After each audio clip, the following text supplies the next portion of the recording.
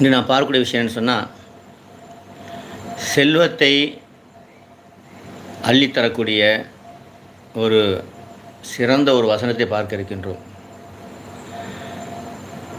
அல்லாஹ்வுடைய மாபெரும் கிருபை, அல்லாஹ்வுடைய அனைத்து பெயர்களுமே ஒவ்வொரு பாக்கியம் நிறைந்ததாக இருக்கிறது. ஒவ்வொரு வசனத்திற்குமே ஒரு சிறப்பு இருக்கிறது.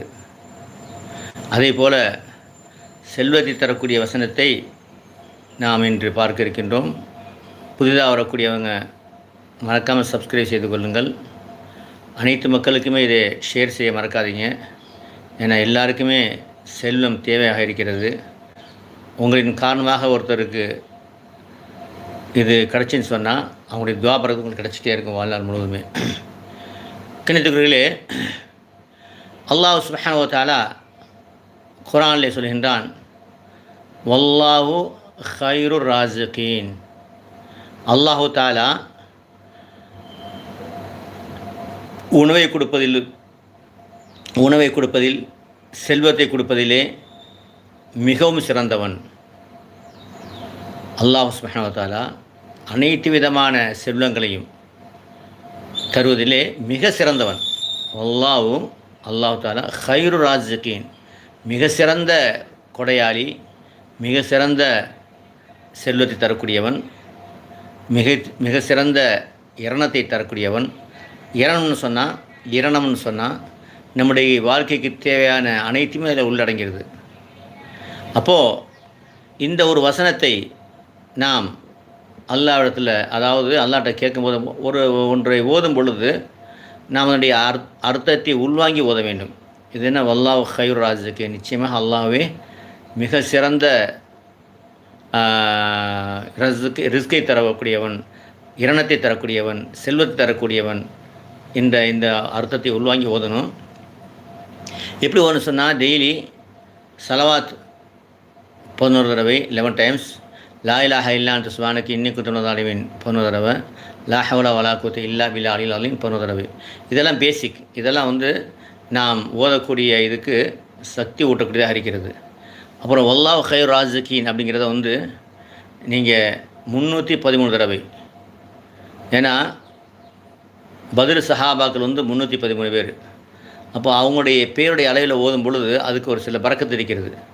அது மாத்திரம் இல்லாமல் ரசூல்மார்கள் 313 பேர். அல்லாஹ் தஆலா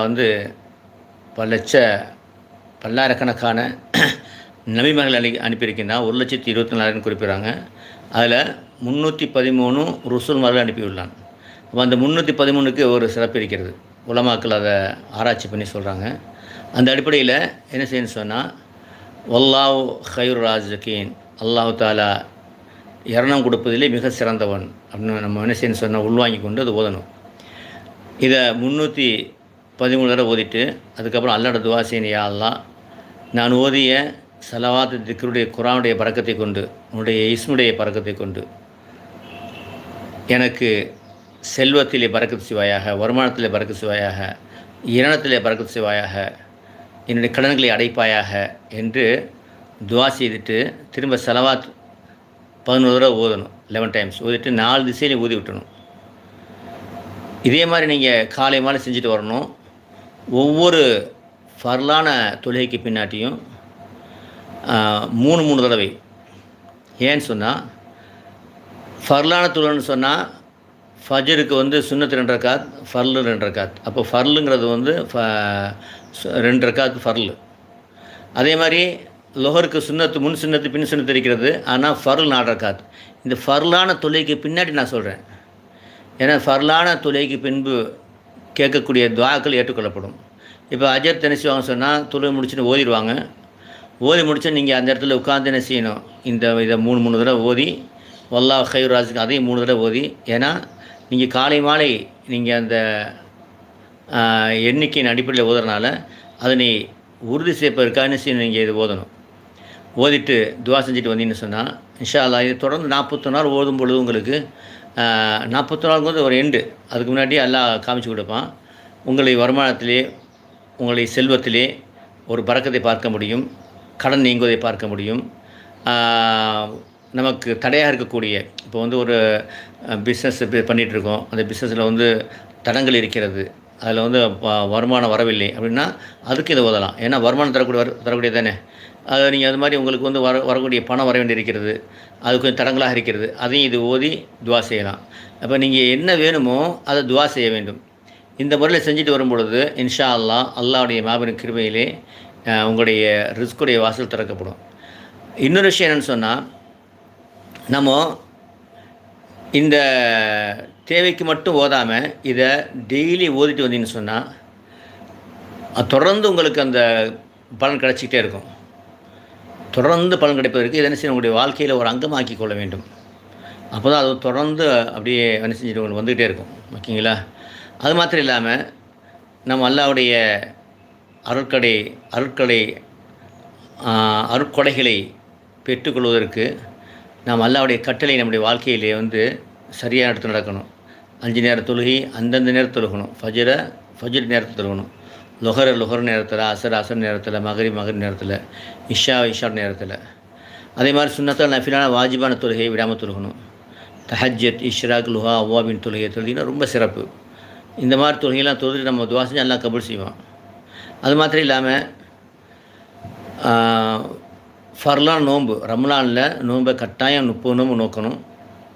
ஜக்காத்து கடமையானவர் ஜக்காத்து கொடுக்கணும். ஹஜ்ஜு கடமையான ஹஜ்ஜு செஞ்சுட்டு, ஹஜ்ஜு என்பது ஆயிலில் ஒரு தடவை செய்யக்கூடியது.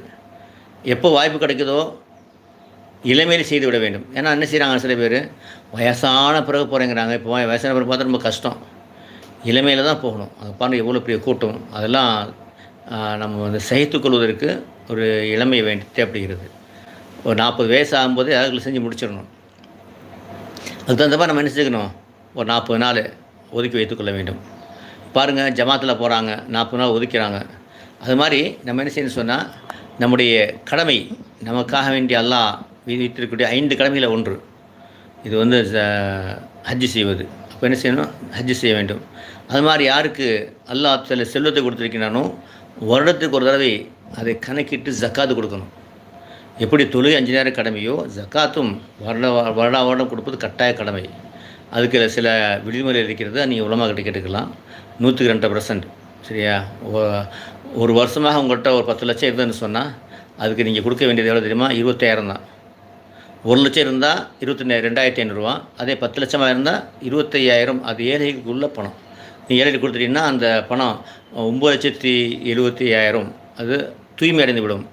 அப்படி இல்லைன்னு சொன்னால் அது வந்து தூய்மை இல்லாமல் ஆகிவிடும். அதில் ஏற்பட்ட செலவுகள் உண்டாகிவிடும். உங்களுக்கு தூய்மை அடைந்த இதில் பறக்கத்து இருக்கும், தூய்மை இல்லாத பறக்கத்து இருக்காது. ஆகவே அந்த விஷயத்தில் நம்ம கவனமாக இருக்க வேண்டும். அது மாத்திரம் இல்லாமல் கணவனுக்கு, மனைவிக்கு, பிள்ளைக்கு, பெற்றோருக்கு செய்ய வேண்டிய கடமை, உற்றார் உறவினருக்கு செய்ய வேண்டிய கடமைகள், அண்டை வீட்டுக்காரர் செய்ய வேண்டிய கடமைகள், இந்த சமூகத்துக்கு செய்ய வேண்டிய கடமைகளை சரியாக செய்யறதில் குறை வைக்கக்கூடாது. கொடுக்கல் வாங்கல் சரியாக இருக்கணும். இது வந்து நன்மையான விஷயங்கள் நம்ம செஞ்சுட்டு வரணும். 2வது தீமையான விஷயத்தை தெரிந்து கொள்ள வேண்டும். பிறருடைய பொருளை அபகரிக்கிறது, மற்றவங்களை திட்டுறது, பேசுகிறது,